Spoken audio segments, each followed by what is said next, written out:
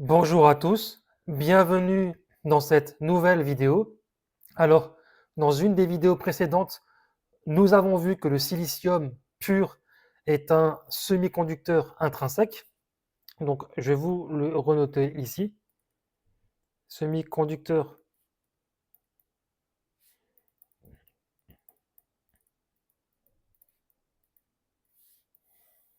intrinsèque. Donc ça, c'est pour le silicium.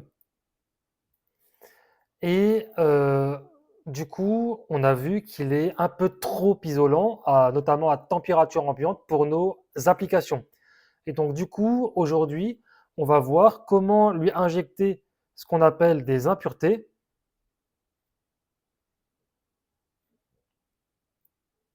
Impuretés. Et donc, du coup, on va injecter des impuretés dans le cristal qu'est le silicium, tout simplement pour en prendre le contrôle total. Et c'est ce qu'on appelle le dopage. Et donc, c'est ce qu'on va voir aujourd'hui. Et le dopage, ça permet véritablement de créer un vrai semi-conducteur. Donc, on a le composant, le cristal de base qui est le silicium. Et au silicium, on va ajouter des impuretés. Donc, on va venir le doper pour créer un véritable semi-conducteur. Et donc, du coup, quand le semi-conducteur sera dopé, on parlera plus de semi-conducteur intrinsèque, mais on parlera de semi-conducteur extrinsèque.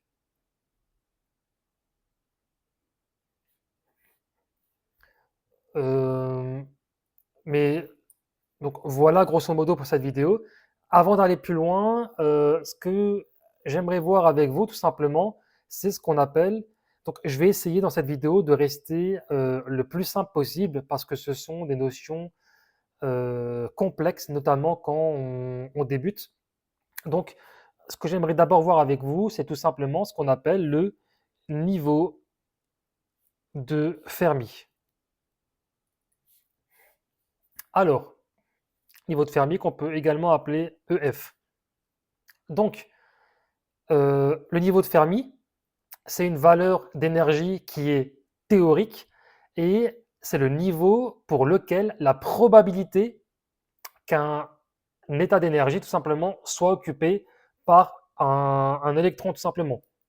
Et donc, si on doit faire une analogie, donc on doit imaginer le niveau de Fermi comme la surface de l'eau, par exemple, dans un océan d'énergie. Et donc, du coup, les électrons seront majoritairement au-dessus et les états libres sont, comme on l'a déjà vu, majoritairement au-dessus, bien évidemment. Et donc, c'est là où on va également venir aux bandes d'énergie, comme on l'a vu dans la vidéo précédente. Et donc, en termes de bande d'énergie, on a ce qu'on appelle ici la bande de conduction. Donc, je vais mettre BC, bande de conduction. Euh, la bande de conduction, tout simplement, c'est lorsqu'un électron a suffisamment d'énergie pour sauter la bande interdite, ce qu'on appelle le gap, eh ben, il va être libre ici de se déplacer. Et donc, c'est ce qu'on appelle l'électron libre. Et donc, l'électron libre, le porteur à charge négative. Donc, on a également la bande de valence au bas. Donc, au niveau du bas, on a la bande de valence. Au-dessus, on a la bande de conduction. Donc, bande de valence pour BV. Et donc, ici, c'est l'électron qui est parti. Donc, imaginez, donc je vais représenter ça par des traits, ça va être beaucoup plus simple. On a la bande de conduction, la bande de valence. Ici, on aura des électrons. Et donc, imaginez qu'ici, il y a un électron qui parte dans la bande de conduction. Et entre les deux, ici, vous avez ce qu'on appelle la bande interdite, ou on peut encore appeler ça le gap GAP. Donc, imaginez qu'il y a un électron qui parte, et donc du coup, l'électron qui est parti va laisser derrière lui une place vacante, et la place vacante, ici, c'est ce qu'on appelle un trou. Euh, et donc du coup, après, forcément, il y a l'électron voisin ici qui va venir tout simplement sauter ici, se déplacer pour combler ce trou. Et donc du coup, on verra que le trou va se déplacer dans le sens opposé des électrons tout simplement. Donc on a le trou qui va aller dans ce sens-ci et les électrons qui vont aller dans l'autre sens. Et forcément, le trou est le porteur à charge positive. Donc on a, je vais vous le représenter ici, l'électron qui se représente par un rond qui est plein et donc qui a une charge négative. Et vous avez le trou qui est représenté par un rond qui est vide à l'intérieur, qu'on note H et qui porte une charge positive. Ou sinon, on verra qu'on parlera de N pour le nombre d'électrons, ce qui correspond aux électrons, et de P pour ce qui correspond au trou. Et donc, ce qu'il faut savoir, c'est que dans un silicium pur, c'est-à-dire un semi-conducteur intrinsèque, le niveau de Fermi se situera au milieu du gap. Donc là, ici, je vais le représenter en pointillé. Donc EF, notre niveau de Fermi, se situe ici au milieu du gap. Et cela, tout simplement, ça indique que la création d'électrons et de trous par l'agitation thermique est symétrique. Et donc, on a N qui est égal à P. Et donc, on voit que la conductivité du matériau semi-conducteur intrinsèque pour le silicium est très très faible. Donc voilà en gros pour cette introduction. Nous, en fait, ce qu'on va venir faire maintenant, c'est que on va devoir maintenant rompre cet équilibre parfait entre d'un côté les électrons et d'un côté les trous, parce qu'on va venir créer des porteurs en excès et on va venir tout simplement contrôler la conduction. Et donc c'est là tout simplement que le dopage entre en jeu, parce qu'on va venir créer ce qu'on appelle des porteurs. On va le noter ici. On va créer des porteurs majoritaires. Et tout simplement, on va également créer des porteurs minoritaires. Donc, pour l'instant, j'espère que ces notions vous paraissent intuitives, que vous comprenez. Si jamais vous avez une question, n'hésitez pas à me la poser en commentaire. J'essaierai d'y répondre le plus rapidement possible. Et donc, comme je l'ai dit, on va essayer de créer des porteurs majoritaires et minoritaires. Donc, on aura deux types de dopage. On va avoir le dopage de type N. Donc, on retrouve notre N ici. Et un peu plus loin, on verra le dopage de type P, bien évidemment. Et donc, pour créer un semi-conducteur de type N, donc N pour négatif, on va ajouter des atomes de la colonne 5 du tableau périodique, tout en sachant que le silicium, il fait partie de la colonne 4 du tableau périodique. Et donc, colonne 5, on a par exemple, on peut avoir du phosphore. Donc sur le silicium, on peut soit ajouter du phosphore, soit ajouter par exemple, est-ce qu'on a encore de l'arsenic. Donc ce sont deux matériaux de la colonne 5. Et donc ce sont des atomes d'honneur, parce que on a vu que le silicium, il contient 4 électrons à sa périphérie, ce qui fait référence à la colonne numéro 4, tandis qu'ici, on va en avoir 5. Donc on va avoir un atome, un électron supplémentaire qui pourra être très facilement libéré tout simplement dans la bande de conduction et donc il sera immédiatement disponible pour la conduction.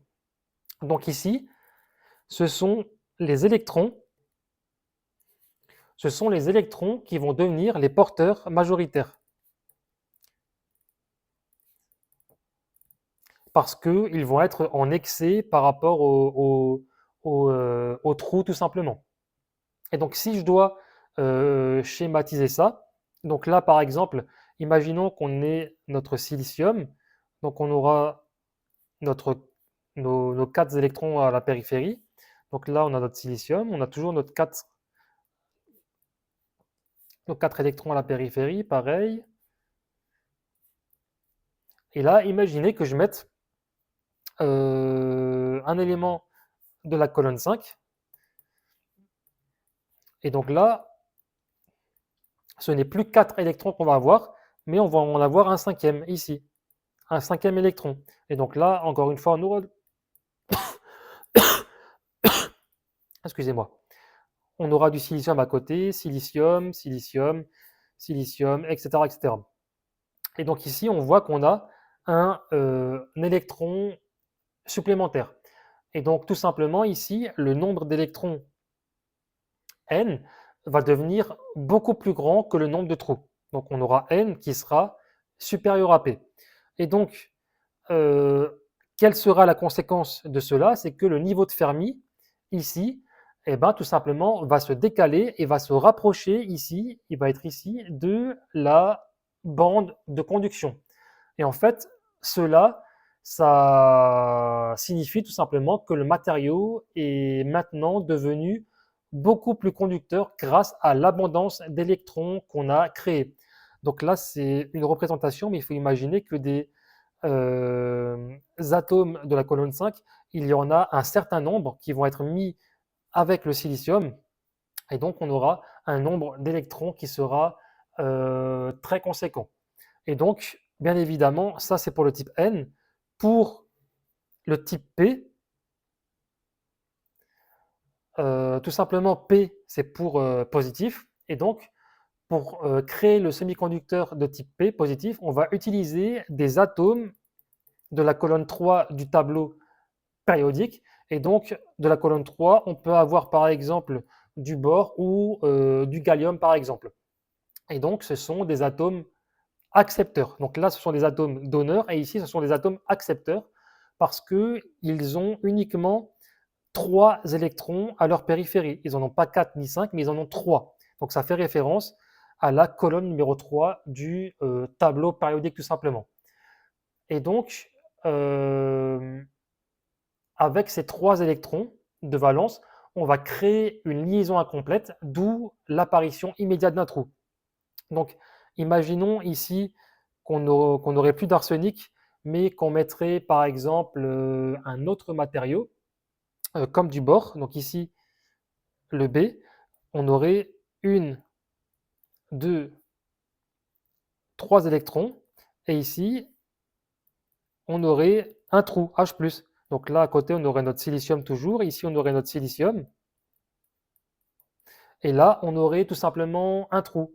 Et donc, du coup, ici, ce sont les trous qui vont devenir les porteurs majoritaires et donc les électrons les porteurs minoritaires parce que le nombre de trous, P, va devenir beaucoup plus grand que le nombre d'électrons. Donc, on aura P qui sera supérieur à N. Et donc, la conséquence, c'est que le niveau de Fermi ici va également se décaler, et ce qui va signifier que le matériau va devenir beaucoup plus conducteur grâce à l'abondance de trous tout simplement. Donc, grâce au dopage, on vient de voir qu'on transforme du coup le silicium et qu'on sait maintenant comment manipuler les positions du niveau de Fermi pour rendre le matériau très conducteur par les électrons, soit de type N, soit de type P. Et on verra qu'en mettant un matériau de type N à côté d'un matériau de type P, eh ben, on va créer ce qu'on appelle la jonction PN. Et donc, du coup, la jonction PN, tout simplement, c'est la structure fondamentale des diodes. Donc, PN, c'est la structure fondamentale des diodes, mais on verra aussi que c'est le cas pour les transistors bipolaires.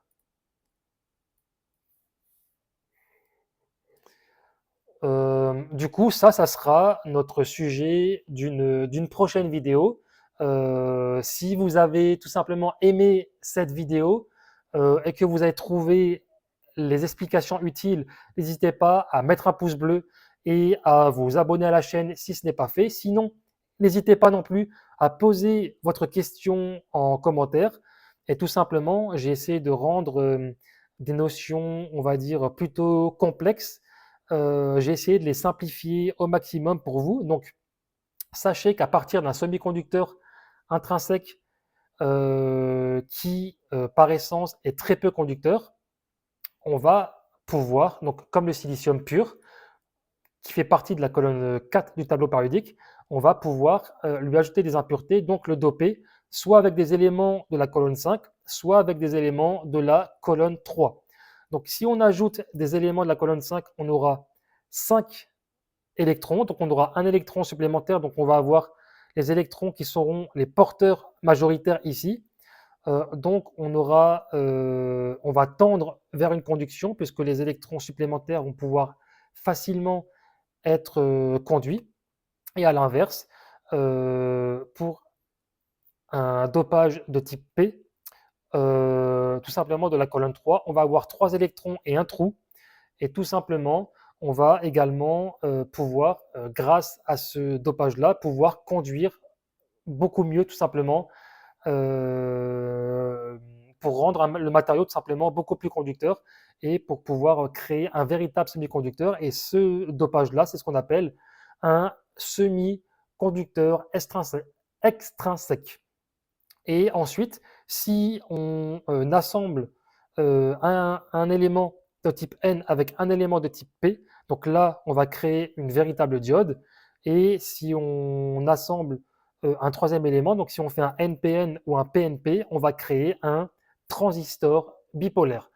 Donc, j'espère que ces notions, tout comme les notions qu'on a vues de la vidéo précédente sur le silicium, par exemple, vous a été utile, que vous avez bien compris tout simplement comment ça se passe au niveau d'un composant de base semi-conducteur, donc les bases.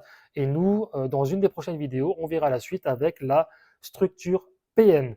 Voilà, cette vidéo est maintenant terminée. On se retrouve dans une prochaine vidéo. Ciao, ciao.